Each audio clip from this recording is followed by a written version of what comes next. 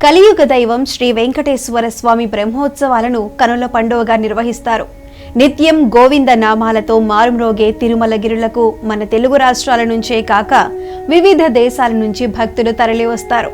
సాక్షాత్తు ఆ బ్రహ్మదేవుడే తిరుమల శ్రీవారిని సేవించుకునేందుకు ఈ బ్రహ్మోత్సవాలను ప్రారంభించినట్లు పురాణాలు చెబుతున్నాయి. సృష్టికర్త బ్రహ్మదేవుడు పవిత్ర పుష్కరిణి ఒడ్డున ఈ ఉత్సవాలను జరిపాడని ప్రతీతి. అందుకే ఈ ఉత్సవాలకు బ్రహ్మోత్సవాల పేరుతో ఏటా అంగరంగ వైభవంగా జరుపుతారు. అంతటి విశిష్టత కలిగిన తిరుమల వెంకటేశ్వర స్వామివారి బ్రహ్మోత్సవాలకు సమయం ఆసన్నమైంది. ఈ బ్రహ్మోత్సవాలు ఎలా మొదలయ్యాయి? స్వామివారు ఏ రోజున ఏ వాహనంలో ఊరేగుతూ భక్తులకు దర్శనమివ్వనున్నారో తెలుసుకుందాం. ఈ సమయంలో వేరువేరు రథాలపై తిరుమల మాఢవీధుల్లో తిరిగే స్వామివారిని దర్శించుకుంటే తమ కష్టాలన్నీ తొలగిపోతాయని, స్వామివారి కృపా కటాక్షాలు లభిస్తాయని భక్తుల విశ్వాసం. టీటీడీ విడుదల చేసిన షెడ్యూల్ ప్రకారం అక్టోబర్ 4 నుంచి 12వ తేదీ వరకు బ్రహ్మోత్సవాలను అత్యంత వైభవంగా నిర్వహించనున్నారు. ఆశ్వయుజ శుద్ధ విదియ మొదలుకొని ఆశ్వయుజ శుద్ధ దశమి వరకు అంటే దసరా నవరాత్రుల సమయంలో స్వామివారికి వార్షిక బ్రహ్మోత్సవాలను జరుపుతారు. బ్రహ్మోత్సవాలకు అంకురార్పణ ఆశ్వయుజ శుద్ధ పాడ్యమి తిథి సాయంత్రం సమయంలో విశ్వక్సేన పూజతో చేస్తారు. అంటే ఈ ఏడాది అక్టోబర్ 3వ తేదీన సాయంత్రం స్వామివారి సాలకట్ల బ్రహ్మోత్సవాలకు అంకురార్పణ చేయనున్నారు. అక్టోబర్ 4న ధ్వజారోహణం కార్యక్రమం నిర్వహిస్తారు. దేవలోకం వెళ్లి దేవతలను ఈ ఉత్సవానికి ఆహ్వానించమంటూ గరుడ పతాకాన్ని ధ్వజస్తంభంపై ఎగురవేస్తారు. ఆ రోజు రాత్రి పెద్దశేష వాహనంపై మలయప్ప స్వామిని శ్రీదేవి భూదేవి సమేతంగా మాఢవీధుల్లో ఊరేగుతూ భక్తులను కటాక్షించనున్నారు. 2వ రోజు స్వామివారు చిన్న శేష వాహనంపై ఊరేగుతారు. రాత్రి 7 గంటల నుంచి రాత్రి 9 గంటల వరకు హంస వాహనంపై స్వామివారు భక్తులకు దర్శనమిస్తారు. 3వ రోజు అంటే అక్టోబర్ 6న ఉదయం స్వామివారికి సింహ వాహన సేవ ఉంటుంది. సింహం శక్తికి మారుపేరు. రాత్రి స్వామిని ముత్యాల పందిరిపై విహరిస్తారు.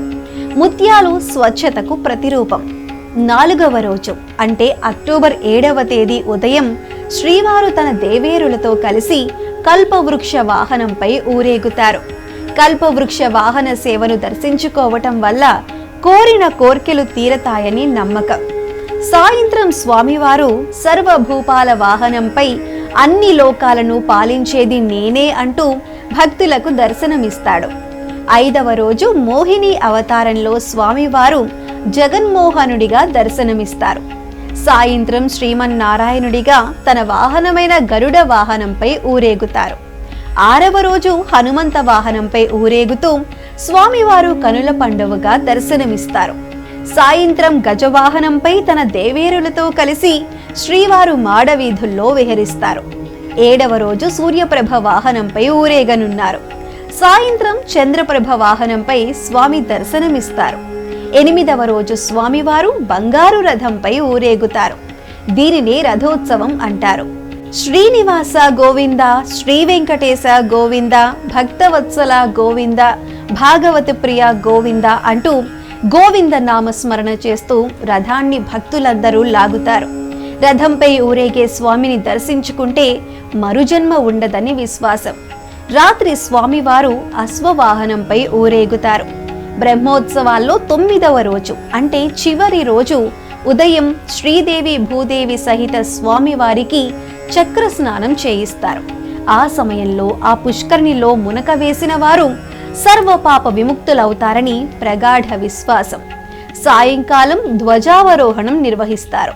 ఇలా గరుడ పతాకాన్ని దించటంతో స్వామివారి వార్షిక బ్రహ్మోత్సవాలు ముగుస్తాయి. మరి సర్వవ్యాప్త పాలకుడైన ఆ వెంకటేశ్వర స్వామిని గోవింద హరి గోవింద, వెంకటరమణ గోవింద అంటూ స్తుతిస్తూ మనము దర్శించుకుందాం.